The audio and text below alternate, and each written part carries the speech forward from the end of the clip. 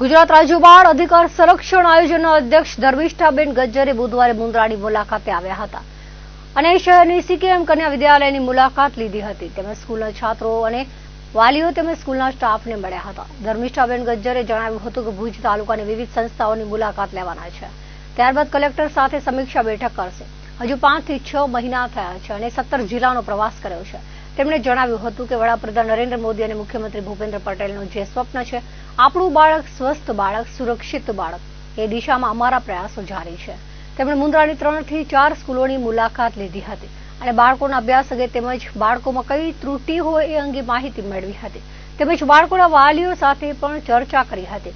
મુન્દ્રા સીકેએમ કન્યા વિદ્યાલયના પ્રિન્સિપલ દમયંતીબેન પરમારે અધ્યક્ષ ધર્મિષ્ઠાબેન ગજ્જરનું સ્વાગત કર્યું હતું. બાળ આયોગના અધ્યક્ષ તરીકે મારી નિયુક્તિ થયા પછી મારો ધ્યેય એક જ છે કે ગુજરાતના તમામ જિલ્લાના બાળકો સ્વસ્થ અને સુરક્ષિત બને અને એમના અધિકારો જે છે, બાળકોના અધિકારો, મળવાપાત્ર અધિકારો, એ બાળકોના અધિકારોમાં ક્યાંય કોઈ ચૂક ન થાય, ક્યાંય હનન ન થાય.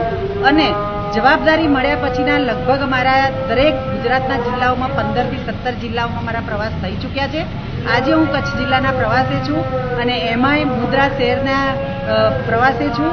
મુન્દ્રા શહેરમાં આવ્યા પછી એક જીવ હોવાથી બાળકો માટે કામ કરવું છે. બાળકોને સારી જે વ્યવસ્થા મળી રહે અને ક્યાંક ના ક્યાંક કોઈ ત્રુટિ હોય, કોઈ પણ સંસ્થા હોય, એ સંસ્થાઓમાં ક્યાંય કામગીરી માટેની કોઈ ત્રુટિ હોય, ક્યાંક સજેશન હોય કે કોઈ બાળકો માટે મોટિવેટ કંઈક કરવું હોય તો એના માટે શું કરીએ, એના માટે થઈ આજે લગભગ 3-4 સ્કૂલોની મારી મુલાકાત કરી છે. એ સરપ્રાઇઝ મુલાકાત કરી છે અને એમાં પણ શિક્ષકો સાથે, તમામ દીકરાઓ સાથે મળી રૂબરૂ ચર્ચા કરી છે. બાળકોને મળવાપાત્ર સુવિધાઓથી લઈ, એમના શિક્ષણથી લઈ, એમના આરોગ્યથી લઈ, એમના સુરક્ષાથી લઈ ક્યાંય પણ કોઈ તકલીફ છે નથી, એ બધી જ માહિતી મેળવી અને આવનારા સમયમાં જે પણ સંસ્થાઓ બાળકો માટે કામ કરે છે પણ શ્રેષ્ઠ કરો અને વધારે શ્રેષ્ઠ કરી સમગ્ર ગુજરાતમાં એવો એક મેસેજ જાય કે મારા ગુજરાતનું તમામ બાળક સ્વસ્થ અને સુરક્ષિત છે અને હશે જ અને રહેશે જ, એવો મને વિશ્વાસ છે. આ બધી સંસ્થાઓની મુલાકાત બાદ જ્યાં પણ કંઈક સજેશનો છે, ક્યાંક ત્રુટિઓ છે,